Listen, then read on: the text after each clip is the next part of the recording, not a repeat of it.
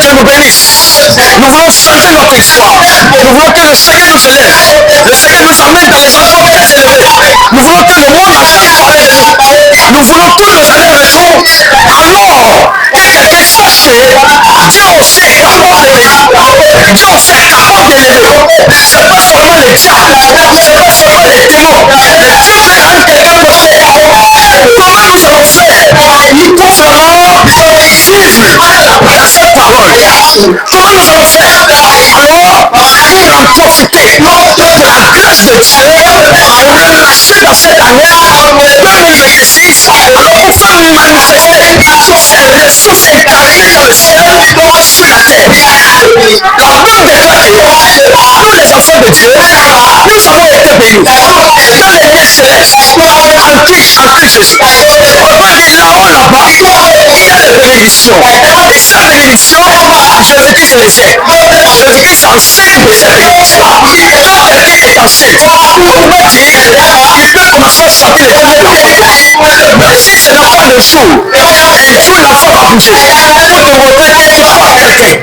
Jésus-Christ enseigne des bénédictions. Ces bénédictions ne font que bouger dans ses entrailles. Et Jésus-Christ est en recherche des personnes qui sont fidèles, des personnes qui sont loyales, pour accoucher cette bénédiction dans la vie de ces personnes. Dans cette année, Dieu nous demande notre devoir, notre loyauté, notre fidélité. Dieu nous demande notre obéissance pour nous élever. Ce qui fait que parfois, enfants de Dieu, en Jésus-Christ, parfois oui, nous avons le sentiment qu'on ne soit pas loyal. Quand Dieu regarde le cœur, et Dieu sait que si lui va te bénir, par cette bénédiction, tu vas quitter sa maison. Ça sera très difficile de te bénir. Dieu bénisse les personnes qui sont loyales, qui vont le rester dans le service. Dieu bénira quelqu'un qui laissera le faire. Si Dieu sait que ce que tu lui demandes, ça sera très difficile. Quand sa chose viendra, que ça va t'empêcher de lui servir. Dieu ne va pas te donner la chose. Tout ce que tu demandes à Dieu, et Dieu sait que ça va devenir un problème pour le servir, la chose ne viendra pas. Alors Dieu va attendre jusqu'à ce que tu sois sur la lune. Et ce problème qui devait t'empêcher de ne pas me servir, alors lorsqu'il te bénira, donc Dieu arrête jusqu'à ce que tu changes ces choses. Si ces choses ne sont pas changées, la bénédiction va ta vie. Dis à celui qui est devant, l'année 2026, la bénédiction ne va pas tarder. C'est mon année de bénédiction. C'est mon année de bénédiction. Et chapitre 10, de verset 26. Dieu dit ceci. N'abandonnons pas notre assemblée, comme c'est la coutume de quelques-uns, mais exhortons-nous réciproquement, et cela d'autant plus que nous voyons alors approcher les jours. Je crois les dire.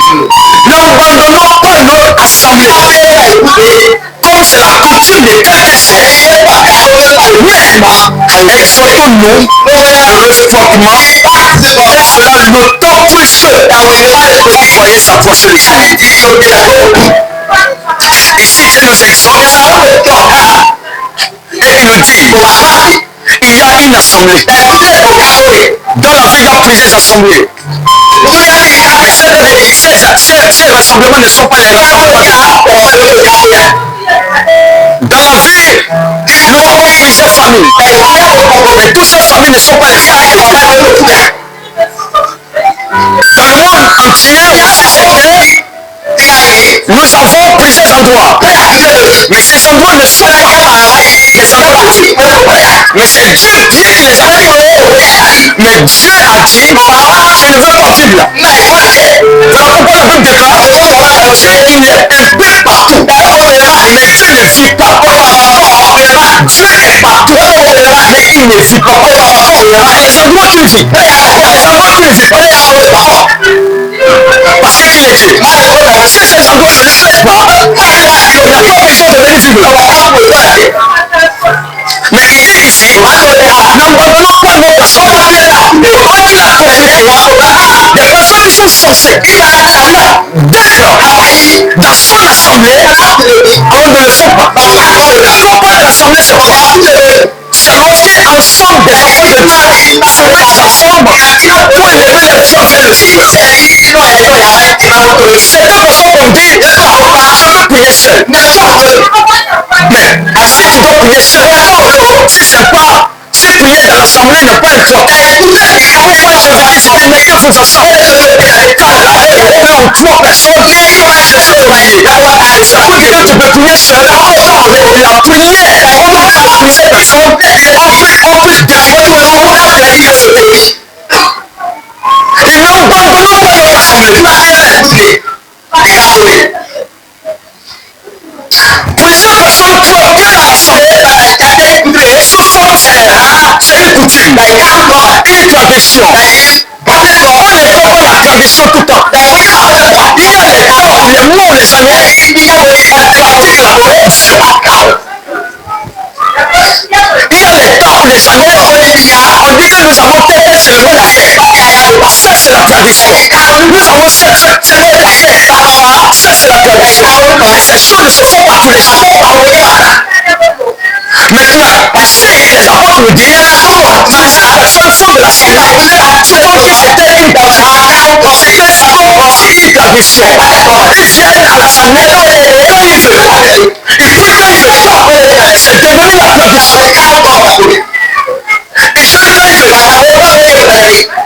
Quelqu'un peut rentrer l'église. Oui, c'est joué. Mais ça veut dire qu'il est là. Puissant que les pauvres viennent ça veut dire qu'il est là. Nous devons nous exhorter parce que le jour approche. Jésus-Christ arrive. Jésus-Christ revient. Nous devons nous exhorter pour la vérité. Nous devons nous exhorter pour changer notre assemblée, pour dire aux autres que ce n'est pas une coutume, ce n'est pas la tradition.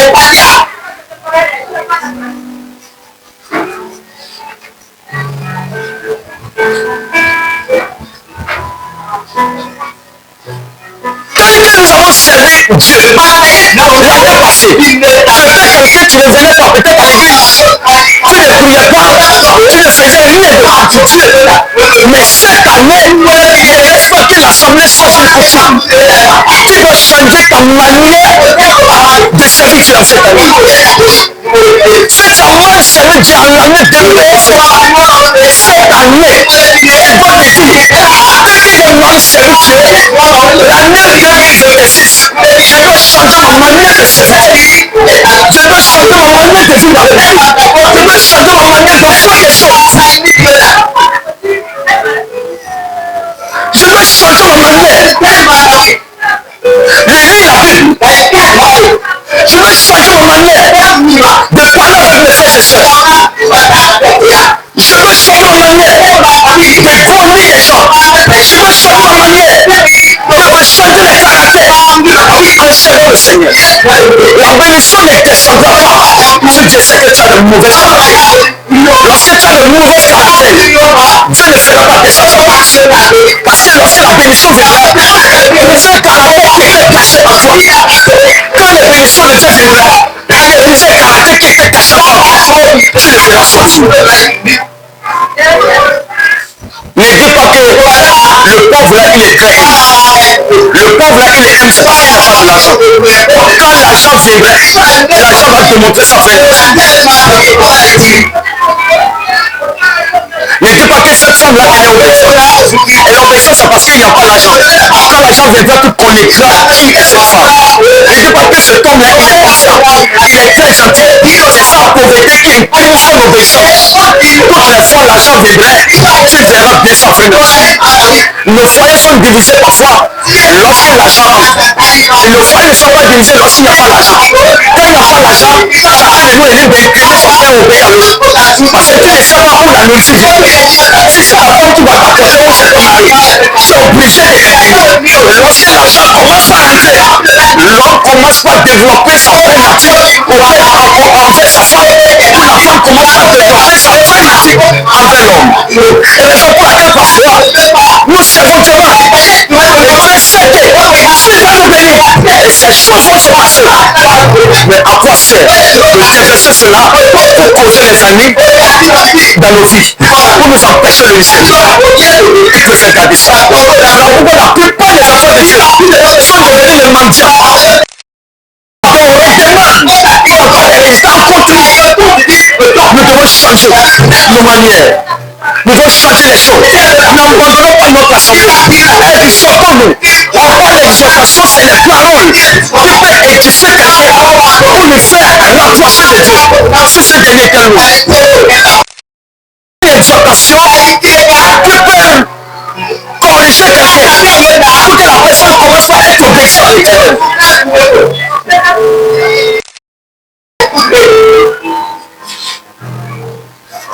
Je me suis dit, Matthieu 17, le verset premier, ce qui a fait que Jésus-Christ a pris les trois personnes. Il a pris Pierre, il a pris Jacques, il a pris Jean. Il les fait monter sur la montagne. La Bible pendant qu'il se mit à prier, alors il mouillait Thomas. Les trois personnes le regardaient et voyaient deux personnes. Élie est venu. Et puis Moïse est venu. Et il faut que j'entende, celui-ci est mon fils aîné, en qui j'aime. Monsieur, il faut se poser la question, pourquoi Jésus-Christ a pu former les trois personnes? Et j'ai compris que les trois personnes étaient des personnes qui étaient toujours proches de Jésus. La Bible déclare que Jean mettait sa poitrine, mettait sa tête sur la poitrine de Jésus. Et Pierre était quelqu'un qui posait des questions. Et Jacques était quelqu'un qui laissait poser. C'est pas ça. Il les a choisis. Malgré les personnes étaient toujours là, en tant que les apôtres, mais il a pris les trois personnes. Les trois personnes proches de lui. Quand l'enlèvement viendrait, c'est des personnes qui ont reçu pas de Jésus en Dieu. Pas des personnes qui sont là.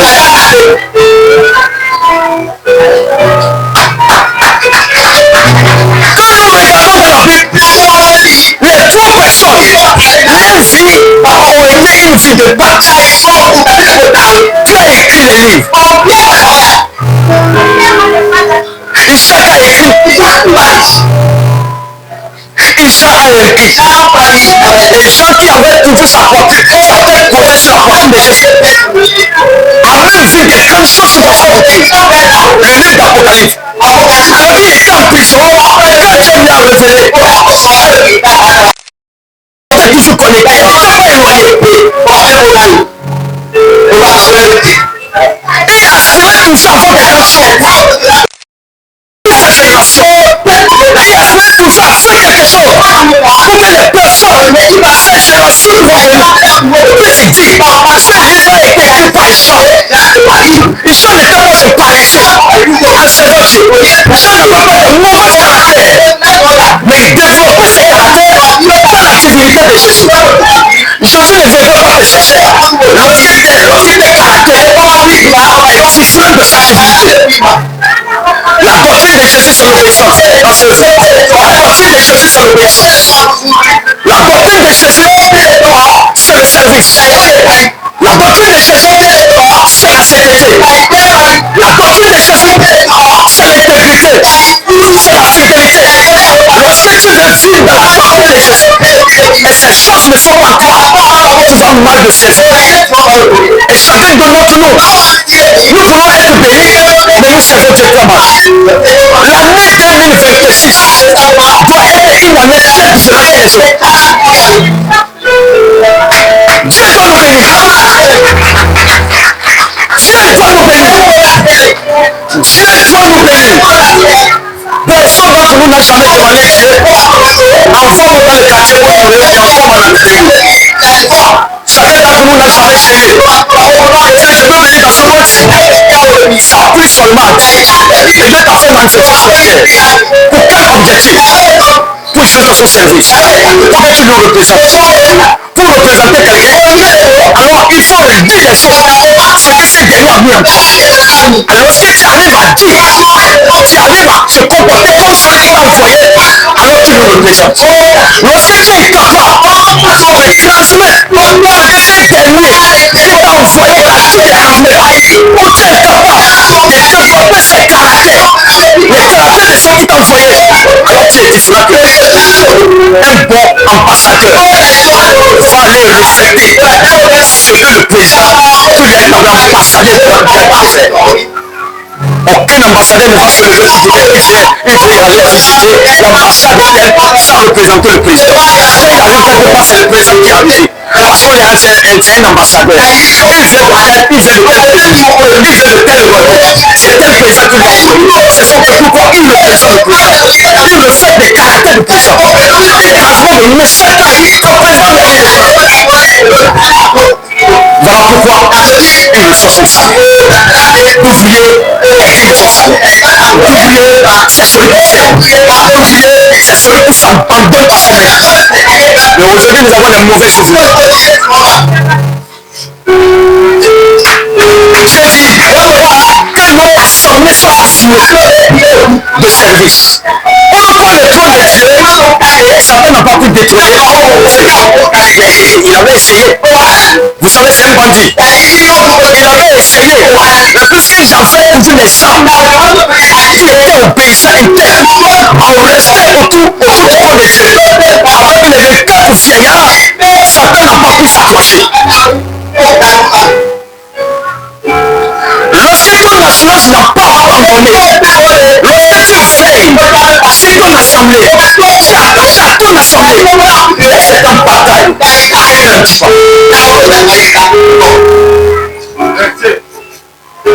Tu as certains papiers que tu as dit, toi qui es toujours proche le feu, effectivement acquisition.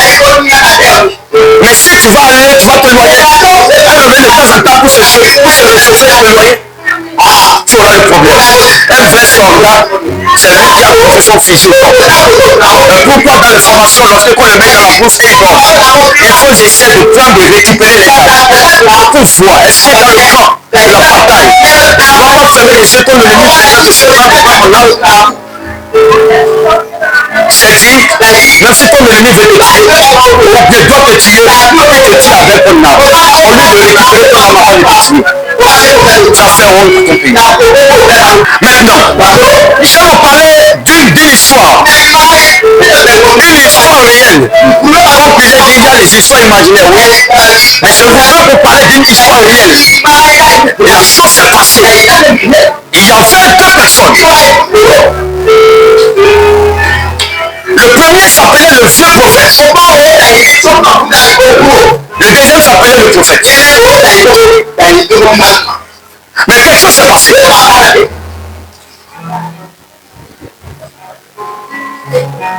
Entrons dans la parole de Dieu. 1er Roi chapitre 13.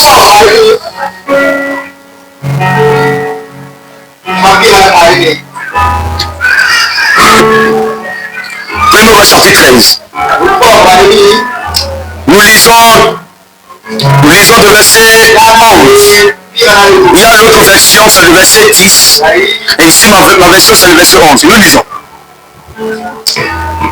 1 Roi chapitre 13, verset 11. Or, il y avait un vieux prophète qui demeurait à Bethel. Ses fils vinrent lui raconter toutes les choses que l'homme de Dieu avait faites à Bethel ce jour-là. Alors, il leur dit, par quel chemin s'en est-il allé? Ses fils avaient vu par quel chemin s'en était allé l'homme de Dieu qui était venu de Juda. Le verset 13, il dit à ses fils, prenez-moi mon âne. Les fils vont partir le chercher et il monta sur l'âne. Il alla après l'homme de Dieu et il trouva l'homme de Dieu assis sous un térébinthe. Il lui dit, es-tu l'homme de Dieu qui est venu de Juda? Il répondit, je le suis. Le verset 15. Alors il dit, viens avec moi à la maison et tu prendras quelques nourriture. Mais l'homme de Dieu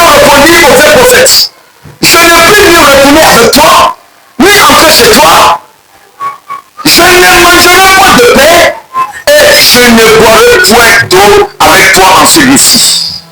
Le verset 17, car il m'a été dit par la parole de l'Éternel, tu ne mangeras point de pain et tu ne boiras point d'eau et tu ne prendras pas à ton retour le chemin par lesquels alors tu es prêt pour venir. Le verset 18, le vrai prophète lui dit alors, moi aussi, je suis prophète comme toi. Et un ange m'a parlé, au lieu de dire que le fils m'a parlé, il dit un ange m'a parlé. Un ange m'a parlé de la part de l'Éternel et m'a dit, ramène-le avec toi dans ta maison et tu manges. Le verset 19, l'homme de Dieu retourna avec le vieux prophète chez lui et il mangea du pain et boit de son eau et but de son eau dans sa maison. Le verset 20, comme ils étaient assis à table, la parole de l'Éternel fut adressée au prophète qui l'avait ramené et il cria à l'homme de Dieu qui était venu d'Égypte. Ainsi parle l'Éternel, parce que tu as été rebelle à l'ordre de l'Éternel et que tu n'as pas observé alors la parole de l'Éternel, parce que tu es reculé et que tu as mangé du pain et bu de l'eau dans le lieu dont il t'avait dit, tu ne mangeras point de pain et tu ne boiras point d'eau, alors ton cadavre n'entrera pas chez toi. Tu seras tué en cours de route. Complète cette histoire. La Bible dit un jour, il y avait un roi qui s'appelait Jéroboam. Lui, un moment, alors il a commencé à désobéir. Il a commencé à mener les fétiches. Et il servait le diable. La Bible dit que la colère de l'Éternel s'enflamma. Et le Seigneur voya son serviteur. Et il va lui dire, ainsi parle l'Éternel, après ces jours-là, de servir ces choses, le roi qui est sur l'Éternel va détruire l'autel alors qu'il a bâti. Le jeune prophète arrive. Lorsque Dieu lui envoie, Dieu lui donne le principe. Alors tu vas quitter de chez toi, tu vas rentrer et tu vas aller dans la ville. Tu ne vas pas manger sur la voie. Si quelqu'un te salue, nous, quand je t'ai envoyé à faire quelque chose, tu vas l'exécuter. Après avoir exécuté tout cela, ne prends pas le même chemin que tu as pris avant de venir. Change l'autre chemin. Donc c'est ce que Dieu lui a dit. Ce que Dieu lui a donné le conseil. Il devait obéir et aller revenir avec la victoire. Il devait obéir et revenir avec les bénédictions. Il devait obéir pour activer encore la grâce de l'Éternel. Parce que la grâce de l'Éternel est activée et augmentée dans la vie d'un enfant de Dieu par obéissance à la parole de Dieu. Maintenant, le vieux prophète était chez lui. Lorsque ses fils qui ont assisté ce qui s'est passé, lorsque le jeune prophète est rentré dans la ville, quand il était en train de prononcer les oreilles de l'Éternel sur le roi Jéroboam, la Bible dit que Jéroboam a tendu sa main pour le saisir. Il t'a envoyé. Et quand le roi a essayé de lui l'arrêter, sa main est paralysée. Sa main est restée. Le roi n'a pas pu retirer sa main. Tout ça dit, il a crié. Il a demandé miséricorde. Miséricorde. Le prophète a dit, Seigneur, aie pitié de lui. Quand il a dit, aie pitié de lui, alors sa main devient intacte. Et il a pu retirer sa main. Donc ces enfants ont vu ça. Et ces enfants ont pris le chemin. Ces enfants sont arrivés à la maison. Ils ont dit, papa, nous avons vu quelque chose. Qu'est-ce que vous avez vu? J'ai vu un jeune prophète qui est descendu. Voici le miracle qui s'est passé devant le roi. Et puis, son papa dit, il a fait ces exploits-là. Moi, j'ai été prophète. Je n'ai jamais paralysé la main. Je vais le faire tomber. Dites-moi par quel chemin il a fait pour le retour. Cet enfant lui dit, c'est tel chemin. Alors il se lève. Prenez mon malade. On va lui présenter son âne. Il monta sur la et il a pris le chemin. Il arrive au milieu du chemin et raconte le jeune prophète. Il dit, mais c'est toi qui a posé ces exploits-là. Le prophète lui dit oui. Il dit, mais l'Éternel m'a parlé. Et de t'amener chez moi et que tu manges. Alors que c'était ses enfants qui l'aidaient. Il dit que l'Éternel m'a parlé. Mais puisque l'autre aussi n'était pas mou en connaissance, il n'était pas mou dans la parole, il a commencé à obéir. Il a commencé à obéir ce que le vieux prophète a dit. Alors, entre-temps, il lui avait dit, tu n'entreras pas dans la maison. Ne marche pas. Et son peuple ne doit pas le faire. Tu reviens à la maison comme ça. En cours de route, l'autre lui rencontre. Il dit jamais. Le Seigneur m'a envoyé. Et il dit, allez chez moi, marche de mon père, bois de mon lot. Lui, il a obéi. Alors, il est revenu. Quand il était en train de manger, le vieux prophète là, qui lui a trompé le chef, c'est lui encore la parole de l'Éternel dans sa tête. Et il se lève et crie, oh, prophète désobéissant. Tu as désobéi le Seigneur. Et tu as mangé le pain et tu as boire de l'eau. Alors voilà maintenant. En cours de route, tu n'entreras pas chez toi. Tu vas rencontrer un lion. Le lion va te tuer. Le jeune prophète a fini de manger et il a pris son chemin. En cours de route, vraiment un lion il sort. Le lion lui a tué. À cause de son désobéissance. À cause des conseils, alors que le vieux prophète lui a dit. Maintenant, je sens. Plusieurs chrétiens aujourd'hui, laissez des personnes qui disaient qu'ils sont les connaisseurs de la parole de Dieu, de Christ, de nous, de relations avec Dieu. Comment quelqu'un qui vient à l'église, a cessé de venir à l'église, qui raconte des histoires, mais toi qui viens à l'église, tu dois marcher avec ce Dieu. Il va détruire ta foi. Ce dernier deviendra le vieux prophète. Comment toi, tu ne bois pas, tu as refusé de boire, tu continues pas à marcher avec celui qui boit. Celui qui boit va devenir un vieux prophète, va te donner les conseils de boire. Voilà pourquoi lorsque tu renonces à des choses et tu commences par marcher avec ceux qui pratiquent la chose, finalement, tu commences par faire des choses que tu savais même pas. Il y a plusieurs vieux prophètes dans l'église. Pendant que le pasteur finit de prêcher, en cours de route, il commence par prêcher aussi. Il donne aussi les mauvais conseils. On les appelle les vieux prophètes. C'est les personnes qui disent qu'on connaît. Et dans la vie, ces personnes sont rappelées. Tu peux commencer à mener une vie de sécurité. Il suffit que tu racontes quelqu'un. Il dit, moi aussi, je suis enfant de Dieu. Moi, j'ai fait ceci, non? Ça ne m'empêche pas de le faire. Mais je sais Dieu. Alors que toi qui t'es Dieu en temps, tu vas commencer à mener la vie de sécurité. Encore le Seigneur peut t'aider ta vie. Et tu commences par faire comme lui. Plusieurs personnes restent bloquées. Parce que c'est un vieux prophète. On venait dire les paroles. Alors que Dieu avait prononcé aussi sa parole. Tu préfères obéir la parole de ce vieux prophète et désobéir la parole. Plusieurs d'enfants de Dieu et les savent que Dieu aujourd'hui à cause de ces choses. Il suffit que tu joues un ami et qui commence à te dire, moi je suis allé à l'église, je n'ai rien trouvé. Ici là, je suis allé. Mais toi-même là, tu commences à lui écouter. Le vieux prophète entre dans ta vie pour mener ta vie. Un autre chose, fais noter attention. Des vieux prophètes lui te donnent de mauvais conseils. Fais noter attention. Avec qui tu parles, avec qui tu dis des secrets. Que le jeune prophète n'avait rien dit au vieux prophète. Comment lui sera Dieu lui a dit, ne pas entrer dans la maison de quelqu'un. Il a trouvé son secret. Il y a certaines choses qu'on ne dit pas. Il y a une vision. Il y a une activité que tu veux démarrer. Lorsque tu ne sais pas te garder, l'activité ne sera jamais rendue. Tu veux ouvrir une boutique.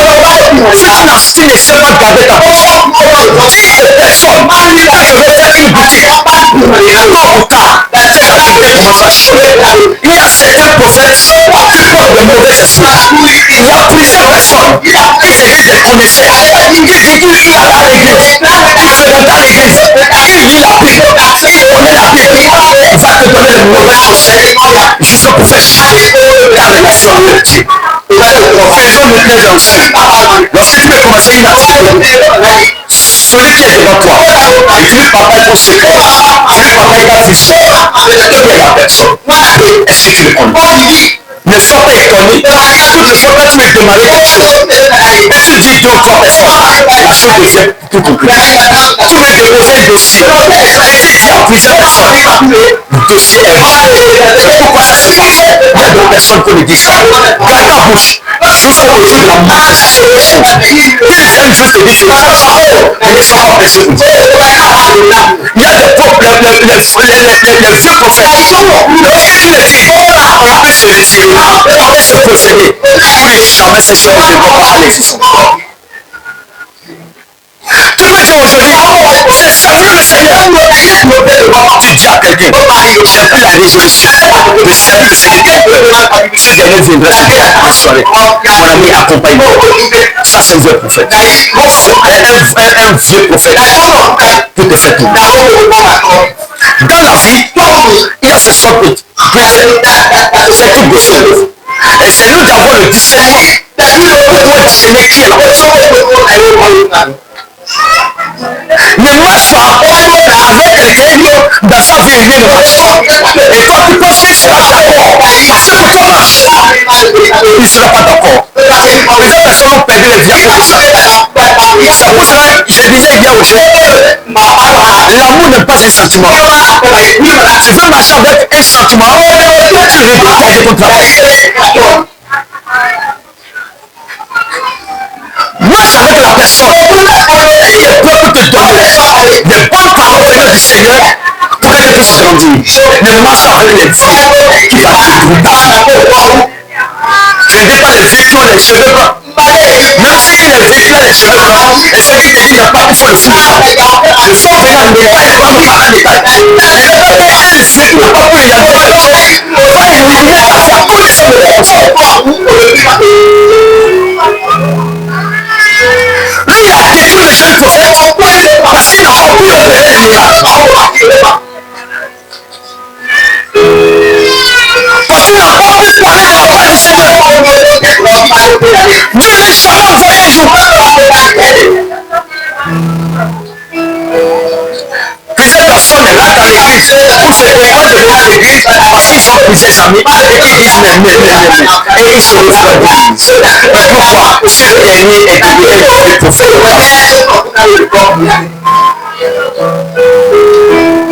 Dans ton service, qui tu racontes ton histoire, est-ce que ce dernier soit le vieux prophète? Dans ta famille, qui est proche de toi? Est-ce que qui tu dis tes secrets? Attention, regardez la plupart, calculons les temps, après avoir livré le secret de quelqu'un, on regarde autour de toi les batailles.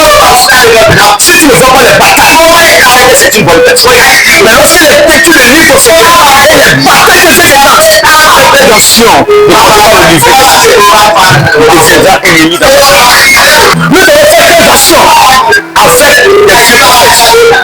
Faites attention avec les personnes qui connaissent la paix et ils ne sont pas éternels. Le fois je disais, plusieurs disent, j'ai de la foi, je vis dans la foi, je vais dans la foi.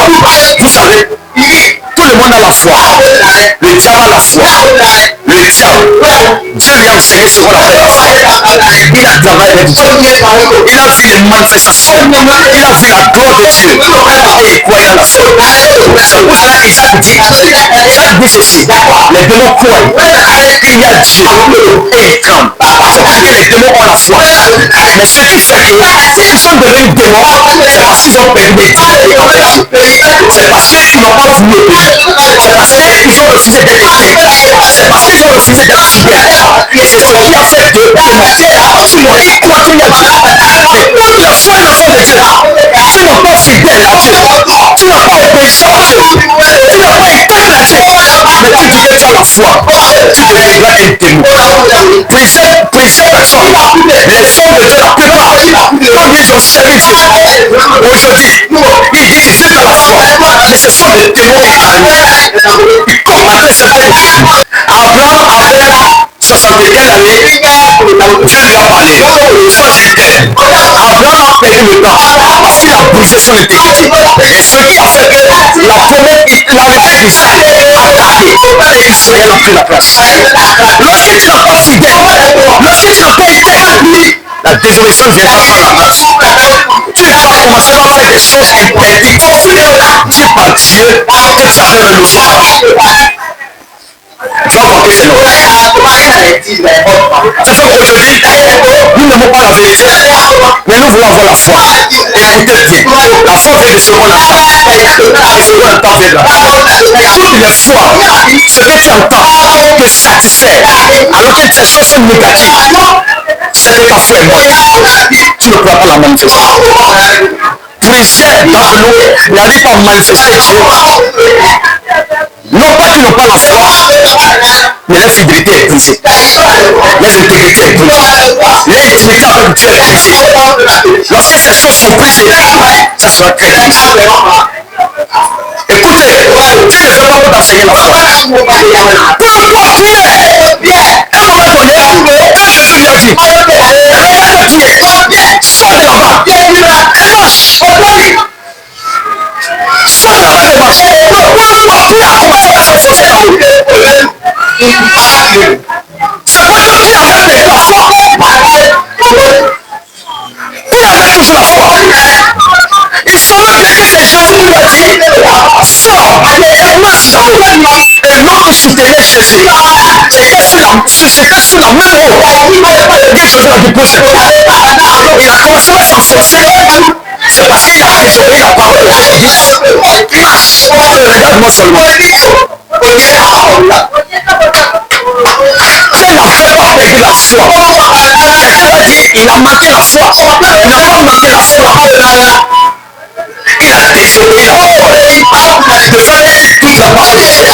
C'est pas que tu as manqué la foi. C'est la désobéissance. Lorsque tu arrives à le faire, mon frère, tu seras surpris. Chacun de nous n'arrive pas à la foi. Les sorciers n'arrivent pas à la foi. Il y a personne qui n'a pas la foi. Mais ne sois pas intègre. Les personnes qui ont fait des espoirs dans l'Ancien Testament, Dieu les enseignait seulement que la fidélité et l'intégrité et l'obéissance.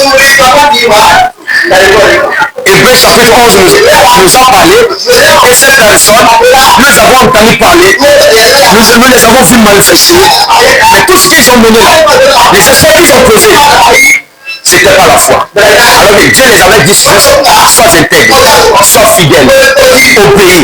Pourquoi il envoie Moïse à Égypte? Et Moïse commence à désobéir. Et Dieu se fâche. On dit que Dieu s'est fâché contre Moïse. Il dit mais pourquoi tu dis que tu n'as pas la foi? Alors j'envoie alors ton grand frère. C'est pas que Moïse n'avait pas la foi. C'était sa première fois qu'il avait vu le fidèle. Autrement dit, Moïse savait c'est lui qui devait délivrer le peuple d'Israël. Pourquoi quand il est en Égypte, il va pour visiter ses frères. Quand il arrive, ils sont en train de maltraiter ses frères. Il arrête l'Égyptien et il tue l'Égyptien. Ses frères n'avaient pas compris. C'était lui le délivrer. Il devait le faire sortir. Plusieurs ses frères ont dit, tu penses que l'Égyptien est tué. Tu vas aussi le faire la même chose. Moïse a connu. Mes frères me disent ça. C'est ça qui lui a laissé, il a pris la tête. Il est sorti du pays d'Égypte parce qu'il était le délivre. Mais quand il a rencontré Dieu, il a vu le feu. Exode chapitre 1, il a vu le feu. Il a vu qu'il y avait un Dieu qui n'avait pas voulu qu'il le prie. Les cris de ses frères s'échappaient dans son cœur. Mais pourquoi lui qui a été élevé par Pharaon, qui a été élevé par Pharaon, arrive dans le camp des enfants d'Israël. Lorsqu'ils sont en train de maltraiter par les Égyptiens, il met la main sur les Égyptiens.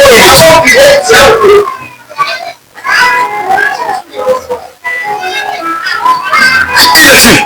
Et quand il est sorti, alors, la Bible dit qu'il a vu la fille. Parce qu'on le cherchait. Il dit mais mes frères ne m'ont pas accepté. Ils n'ont pas connu que si je suis là, c'est pour les délivrer. Quand il va rencontrer Dieu dans un buisson ardent, Dieu Je suis le Dieu d'Abraham. Je suis le Dieu d'Isaac. Je suis le Dieu de Jacob. Sans éteindre, je t'envoie en Égypte détruire mon peuple. Enlève tes soucis.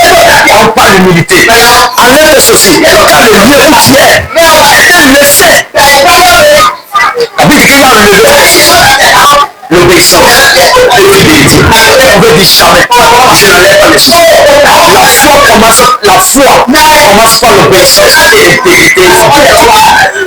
Ça ne marche pas. Dieu lui a dit enlève les sandales. Moïse a levé. Il dit réveille-toi. Tu marches. Moïse arrête. Il s'est arrêté. Il a regardé.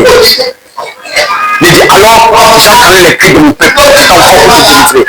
Ta foi ne commence pas ta foi commence par la fidélité. Quand tu vois quelqu'un qui parle de la foi, il n'a pas fidèle à Dieu, il n'a pas intègre, la personne n'a pas de foi.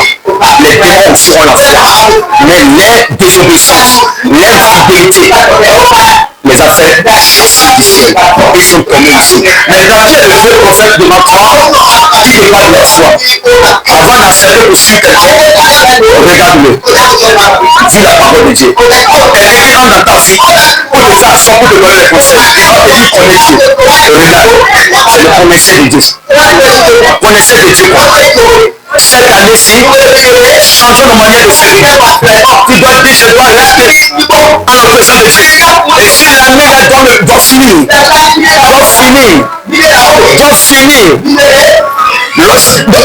finir de trouver en l'obéissance de Dieu. L'année ne va pas finir. Et moi, je suis dans l'écart. L'endroit où les enfants de Dieu se rassemblent.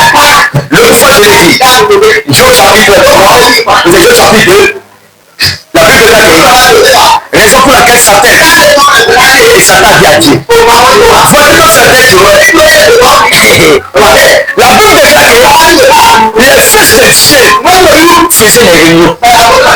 Mais Dieu n'était pas présent. Or, les fils de Dieu viennent. Et ils se présenter devant Dieu. Et Satan vient aussi se présenter au milieu d'eux, devant l'Éternel. Le verset dit, l'Éternel dit à Satan, d'où viens-tu? Et Satan répondit à l'Éternel, alors levez parcourir. De parcourir la terre et de lui promener. L'Éternel dit, dites maintenant Satan, as-tu remarqué mon certain Job? La Bible dit que les fils de Dieu s'est rassemblés devant Dieu. Mais Job n'était pas présent. Si Job était présent, le moment où Satan a dit, Dieu le promenait. Et Dieu lui a dit, as-tu remarqué mon certain Job? Certain Job lui a dit, tu vas remarquer comment toi Satan. Il allait répondre à Satan. Quand Dieu lui a dit à Satan, et sa faute pour ses vies, mais la foi à sa vie. Pour toi, Satan est descendu. Si Job était présent à la rencontre de Dieu, il pourrait dire non, ne frappez pas. Qu'est-ce que je t'ai fait? Je t'ai fait comment? Il pouvait se défendre. Mais il n'était pas parmi. Parce que les fils de Dieu se sont rassemblés. Rapporte l'Église, comme si c'était une tradition. Alors c'est très mauvais. Ne doit pas rater les plus de décisions. C'est vrai, il y a beaucoup de choses qui vont être. Nous devons chercher de quoi manger. Combien d'air nous allons faire. C'est très important de ne pas rater au moment de toute décision. Tout ce que nous sommes en train de faire ici, nous sommes en train de prendre les décisions. Dieu lit déjà nos cœurs. Dieu sait déjà ce que et Dieu lit chaque jour. On appelle ça plus de décisions. Parce que voilà qu'on dit, dans le dernier jour, nous allons nous rassembler devant tout autour de l'Éternel. Et le Seigneur va nous dire, le Seigneur va nous enseigner, le Seigneur va nous donner ses conseils, va nous donner ses caractères, le Seigneur va nous donner lui sa nourriture, va nous donner lui sa nourriture, va nous donner comment lui est. Et quand je vais devenir là, comment les filles de Dieu vont se rassembler autour de Dieu. Oh my God! Et tu m'as dit ici, ça s'apprend d'abord ici. On va aller là-bas. On n'envoie aucun militaire. Parce qu'on lance on loue les tiens, on vient lui appuyer pour l'envoyer. Il va foutre quoi là-bas? Même moi-même, je peux le descendre. On y envoie la formation. On y apprend. On y apprend On lui a dit maintenant, tu es prêt. Ça, comment on récupère quelqu'un? On les lance.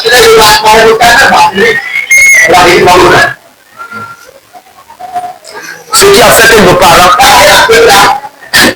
au temps de l'esclavage, ayant fait que les blancs les maîtrisaient, c'est parce qu'ils n'avaient pas de formation. Si nos parents avaient de formation, pour se défendre dans littérature, aucun blanc ne pouvait regarder sur eux. Et ils savaient qu'il y a cette connaissance. Ils ont appris. Que Dieu nous aide. Amen.